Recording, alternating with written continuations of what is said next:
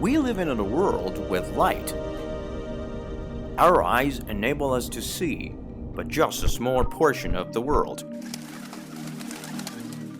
That's because the visual range of mammals, including humans, encompasses only the tiniest sliver of the electromagnetic spectrum, known as visible light.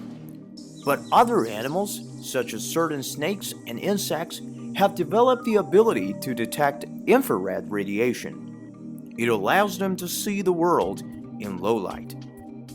To see in this way, humans invented night vision goggles. Night vision goggle could intimate this ability. This device can convert envious infrared light into visible light on the display, allowing us to see in the dark. Now, Chinese and US researchers have come up with a solution that could do away with this bulky equipment.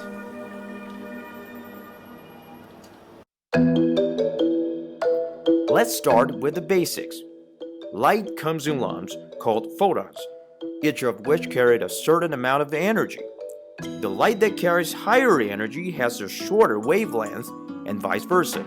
For example, a photon of purple light is more energetic than that of a red light, and thus has a shorter wavelength. Our eyes can only detect photons with a higher energy level.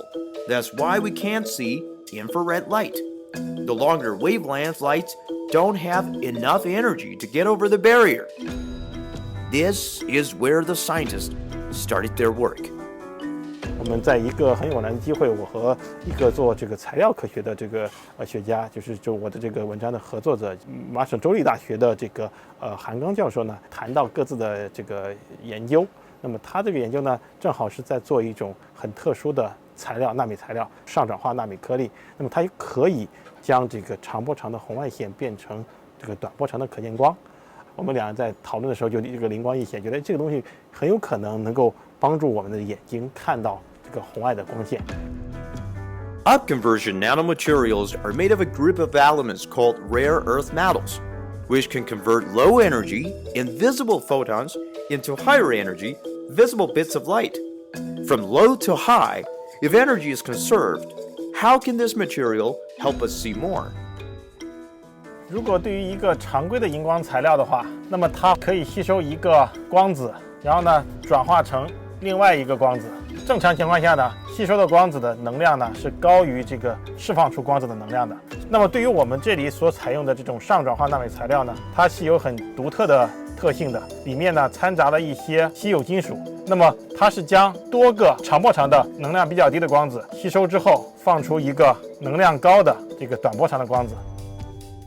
Xue and Han used two chemical elements, erbium and ytterbium, as their light transmitter, to absorb energy carried by multiple infrared photons and emit it as a single high-energy green photon.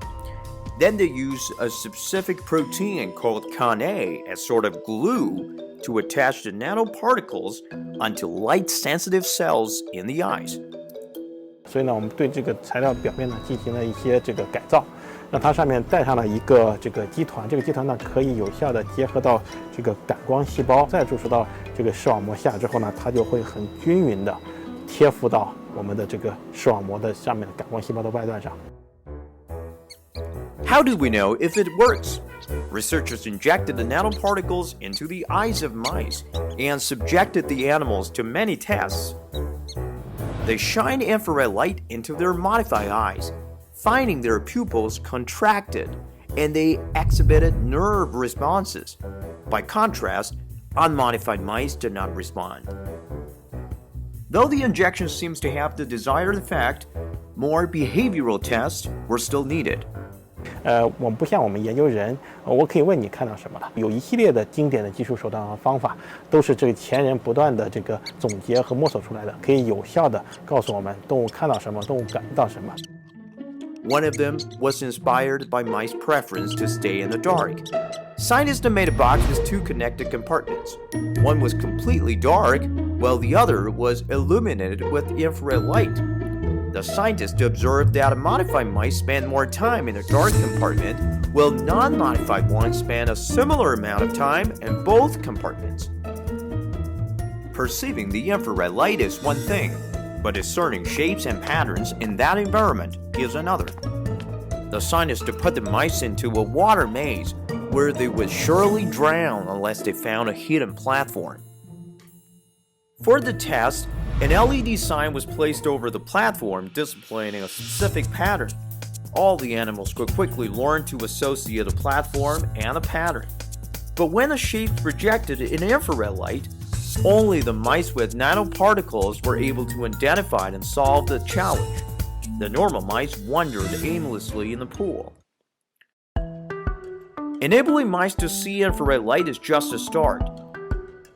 Scientists hope the new technology might one day allow humans to see in the dark, like generating supervision.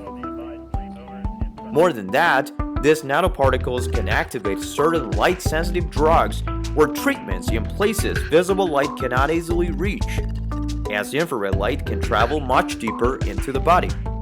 我想人类的应该说在这个发展过程中，在不断的在突破自己的能力，对吧？那么在视觉领域里，这里也是一样，就是我们能够突破我们自然赋予我们的这种物理的性质所限制的极限，能够看到一些看不到的波长，